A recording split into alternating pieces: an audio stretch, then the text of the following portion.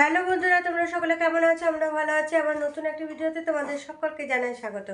আর এদিকে দেখো, সকাল সকাল রান্না বান্না তো করেছিলাম মেয়ের জন্য, আর এদিকে গ্যাসটা এখন খুলে ঠিক করা চলছে।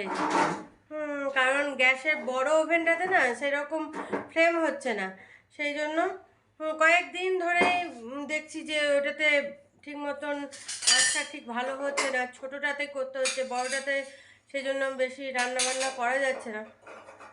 তো আজকে হাজব্যান্ড ওটা তো খোলাখুলি করেছে, দেখা যাক ওটা ঠিকঠাক হচ্ছে কি না। তো বাকি রান্না টান্না সব কাটাকুটি করা হয়েছে। কালকে যে চিকেন আনা হয়েছে ওই চিকেনটা রান্না করা হবে। তো না, বাড়েনি। তো সেই সব কেটে কুটে রেডি করেছি, কিন্তু বললো তাহলে আগে দেখি গ্যাসটা যদি ঠিক করা যায়। আর ওইদিকে আমি সব কাটাকুটি করছিলাম, ওই যে দেখছো না বিছানা বটি রাখা আছে। তো চলো এখন দেখি গ্যাসটা যদি ঠিক হয়ে যায় এই দিকটা তাহলে ভালো হয়। তো হাজব্যান্ড তো চেষ্টা করছে, এখন দেখা যাক। তো গ্যাসটা ঠিক হলো না, হাজব্যান্ড চেষ্টা করলো, আর বাড়িতে প্লাস নেই, প্লাসটা ভেঙে গেছে, সেই জন্য প্লাস ছাড়া ওটা খোলা যাচ্ছে না। ছোট্ট মতন যেদিকে গ্যাস ইয়ে হয় সেই দিকটা খোলা যাচ্ছে না। তো যে গ্যাস ঠিক করে সে তাকে ফোন করা হলো, সে বলছে নিয়ে যাওয়ার জন্য। এবার আমাদের এটা পাইপটার সঙ্গে খোলা যায় না। হ্যাঁ, আমার যে গ্যাস ঠিক করে সে একবার এসে দেখেছিল, আর একবার ঠিক প্রবলেম হয়েছিল, তখন এসে দেখেছিল যে পাইপটা তাহলে খুলে করা যাবে কিনা। তো পাইপটা খুলতেই পারেনি, এত টাইট। তো সেই জন্য হাজবেন্ড বললো যে না, খুলে তো আমি নিয়ে যেতে পারবো না, তুমি খুলতে পারোনি তো আমি কি খুলতে পারি, তো খোলা যাবে না। এখন দেখা যাক, বললো তাহলে যে কোনো এক ফাঁকে এসে ঠিক করে দিতে। হ্যাঁ, তার যদি সময় না হয় এখন কী যে হবে কে জানি। তো যেটুকু ফ্লেম হচ্ছিল এখন আবার আরও কমে গেল। তা চলো, বললাম যে তাহলে ছাড়ো, এখন রান্নাটা তো সেরে নিই, রান্নাটা সেরে নিয়ে তারপরে পরে তখন যখন রান্না বান্না থাকবে না সেই সময় দেখবে, নাহলে রান্না করতে দেরি হয়ে যাবে আরও।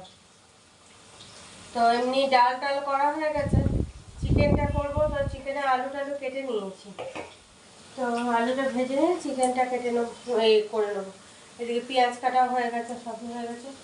চলো এখন ফটাফট চিকেন ফ্রাই করি। আর একটু চা খাবো, জল খাবার খেয়েছি, এখন চা খাওয়া হয়নি। তো চলো আলুটা এখন ভাজা হতে থাক, আর আমি এদিকে চা বসিয়ে দিই।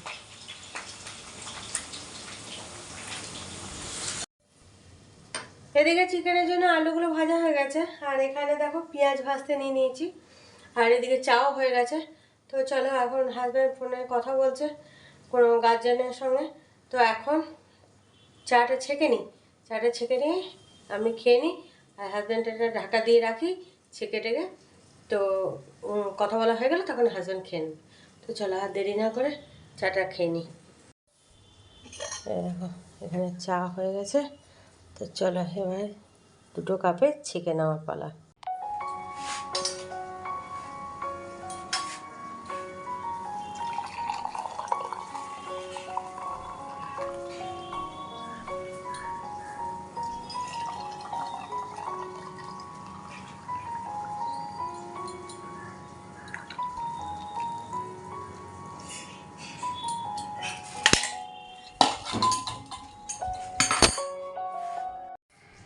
এই দেখো চিকেন রান্না মোটামুটি কমপ্লিট এদিকে। আর রান্না কে করেছে দেখো তো, এই দেখো এই যে হাজব্যান্ড রান্না করেছে। আমি আলুটা ভেজে দিলাম আর পেঁয়াজ ভাজছিলাম। তা করতে করতে ওর ফোনে কথা কমপ্লিট, ফোনে কথা বলা কমপ্লিট। তারপরে এসে হাজব্যান্ড নিজেই বললো তাহলে আমাকে দাও, আমি বানিয়ে দিই। আর এদিকে চলো চাটা তো খাওয়া হয়ে গেছে, আমার কিছু বাসন নেই যে সিঙ্কের এখানে জড়ো হয়েছে, সব এগুলো সব মাঝামাঝি করে নিই, নিয়ে তারপরে তা করতে করতে এটা হয়ে যাবে। আর এমনি তো ডাল করেছি সকালে, আলু সিদ্ধ করেছি, সেগুলো তো আছে। আর এই চিকেনটা সেজন্য ঝোল হবে না, কষা কষা। তো চলো এখন বাসনগুলো মেজে নিই। আর হাজব্যান্ডকে বললাম চান করতে ঢুকো, তো হাজব্যান্ড চান করে নিক।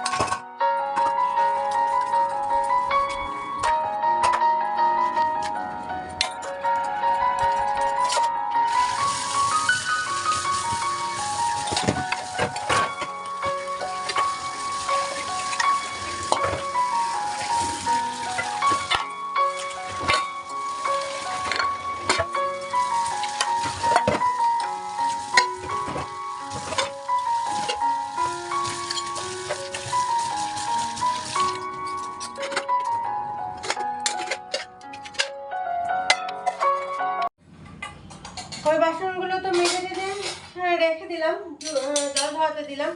আর এইগুলো সকালে সব করা হয়েছিল, তো দেখলাম শুকিয়ে গেছে, সেগুলো সব রেখে তুলে দিই, তাহলে এক জায়গায় শুকনো বাসনগুলোও ভিজে যাবে। সেই জন্য তুলে নিয়ে চলে এলাম। আর ভিজে বাসনগুলো সব জল ধরাতে দিলাম। কারণ আবার এরপর মনে করে যেগুলো মাজা হলো সেগুলো শুকিয়ে গেলে তখন ওগুলো আবার তুলে আনা হবে, তাহলে খাওয়া দাওয়ার পর তখন ওই বাসনগুলো জল ধরাতে দেওয়া হবে। সেই জন্য জায়গার জিনিস, নাহলে এক জায়গায় রেখে দিলে সব শুকনো বাসনও ভিজবে, আর তারপরে ঝুড়িতে এক ঝুড়ি একদম বাসন হয়ে যাবে, তখন বাসন গোছাতেই থাকো। তো দরকার নেই, যখন যেটা শুকিয়ে যাচ্ছে তখন সেটা তুলে জায়গায় রেখে দিই, তাহলে এক জায়গায় অনেক বাসন হয়ে যায় না। মাজাটাও তাই, একসঙ্গে এক জায়গায় অনেক বাসন করে তারপর মাজা ঘষা করতে মানে দাঁড়িয়ে বাসন আসতে আসতে তো বিরক্ত লেগে যাবে। তার থেকে যখন যেটা এটো কাটা হচ্ছে সেটা তখনই মেজে নাও। চলো এগুলো এখন রেখে দিই। রান্না তো হয়ে গেছে, চিকেনটা হচ্ছে, আর এবার একটু শুকিয়ে গেলে, জলটা শুকিয়ে গেলে তখন অফ করে দেবো গ্যাসটা। তো এমনি যা সকালে রান্না করেছি সেগুলো দেখে নাও, কারণ চিকেনটা হয়ে গেলে, হাজব্যান্ডের চান হয়ে গেলে তারপরে আমরা খাওয়া দাওয়া করবো। তো চলো তোমাদের দেখিয়ে দিই। এই দেখো, এখানে আছে টমেটো দিয়ে পেঁয়াজ দিয়ে মুসুরির ডাল, আর দেখো এটার মধ্যে আলু সিদ্ধ, অল্প আলু সিদ্ধ আছে, মেয়ে খেয়ে গেছে, আর অল্প একটু আছে, কারণ আর বেশি আলু করিনি, কারণ এটাতে তো আলু দেওয়া আছে চিকেনটাতে, সেই জন্য আর আলু সিদ্ধ বেশি রাখিনি। তো দেখেছো এটা মোটামুটি হয়েই গেছে, একটু জলটা শুকিয়ে গেলে তখন গ্যাসটা অফ করে দেবো। তো এই যে একদম কমপ্লিট হয়ে গেছে। এই যে কতগুলো কাঁচা লঙ্কা গোটায় দিয়ে দিয়েছি, হ্যাঁ, কারণ চিড়ে বাই করে দিলে বেশি ঝাল হয়ে গেলে তখন মেয়ে খেতে পারবে না, সেই জন্য হাজব্যান্ড বললো গোটায় দিয়ে দাও, তখন আমরা ওগুলো খেতে পারবো। হ্যাঁ, চলো এবার হাজব্যান্ডের চান করে বেরিয়ে আসার অপেক্ষায়। একবারে দেখো দুপুরের পর একদম রাতে শোয়ার সময় তোমাদের সামনে চলে এসেছি, কারণ সন্ধ্যের থেকে আর তোমাদের সামনেই আসা হয়নি। সন্ধ্যে থেকে সেরকম কিছু কাজও ছিল না, আর রাতে খাবারও কেউ খায়নি, সেই জন্য আর সন্ধ্যের থেকে আসাও হয়নি। তো সন্ধ্যায় এমনি সব কিছু খাবারের জোগাড় করেছিলাম, আটা মাখা ছিল না, আটা মাখলাম, তারপরে তরকারি পাতি মিষ্টি টিষ্টি সব বেড টেড করে রেখে দিলাম।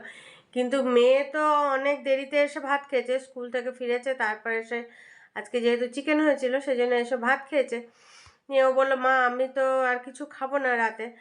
তো সন্ধ্যেতেও আর কিছু খাইনি, আর আমি সন্ধ্যের দিকে একটু চা বানিয়ে খেয়েছিলাম, হাজব্যান্ড পড়াতে গেছিলো, আমি খেয়েছিলাম, টুটুদাকে দিয়েছিলাম। তো তারপরে চাটা খাওয়ার পর না আর একদমই খেতে ইচ্ছে করছিল না, আমি বললাম না তাহলে আমিও রাতে কিছু খাবো না। তো হাজব্যান্ড পড়িয়ে টড়িয়ে এলো, হাজব্যান্ডও বললো কিছু খাবে না। নিয়ে কী করবো, আবার সব ওই আটা মাখা তরকারি পাতি সব ফ্রিজে ভরে দিলাম, শুধু সবাই মিলে একটা করে মিষ্টি খেয়ে নিলাম। মেয়ে তো শুয়ে পড়েছে, হ্যাঁ, আর কালকে আবার স্কুল আছে, সেই জন্য ও বললো, ও পড়ে টড়ে উঠলো, মিষ্টিটা খেলো, ব্রাশ ট্রাশ করে শুয়ে পড়েছে। আর দেখলাম যে হ্যাঁ সন্ধ্যের থেকে শুধু কাজ করেছি, আজকে মটরশুঁটি নিয়ে এসেছিলো, আর রসুন, এখন রসুনের যা দাম বাবরে বাব, অতিরিক্ত আগুন ছোঁয়া দাম। তো রসুন নিয়ে এসেছিলো, আর রসুনগুলো কাঁচা রসুন আনার সঙ্গে সঙ্গে ছাড়াতে বেশ সুবিধা হয়। হ্যাঁ, খোসাগুলো তাড়াতাড়ি ছাড়ানো হয়। আর শুকিয়ে গেলে না একটু অসুবিধা হয়, শক্ত শক্ত হয়ে যায় তখন। সেই জন্য আনার সঙ্গে সঙ্গে আমি দেখলাম তাহলে ছাড়িয়ে রেখে দিই, যখন বাটতে লাগবে তখন তাহলে ছাড়ানো থাকলে তাড়াতাড়ি বাটাও হয়ে যাবে। এদিকে রসুনগুলো ছাড়িয়ে রাখলাম আর মটরশুঁটিগুলো ছাড়িয়ে রেখে দিলাম। আর হাজব্যান্ড বলছে মটরশুঁটি দিয়ে একদিন ঘুগনি বানিও। তা দেখি, কালকেও অনেক মটরশুঁটি এনেছিল, সেগুলো সব ছাড়িয়ে টাড়িয়ে রেখে দেওয়া হয়েছে, অনেকটাই মটরশুঁটি হয়েছে, তো একদিন দেখি ঘুগনি বানিয়ে দেব। তা চলো আর বেশি বকো বকো করবো না, এবার ঘুমিয়ে পড়ি। হ্যাঁ, ওষুধপত্র সব খাওয়া হয়ে গেছে, চুলটাও বাঁধা হয়ে গেছে। হ্যাঁ, চলো, কাল আবার একটা নতুন ভিডিও নিয়ে তোমাদের সামনে হাজির হয়ে যাবো। ততক্ষণের জন্য তোমরা সুস্থ থেকো, ভালো থেকো, tata, bye bye, good night.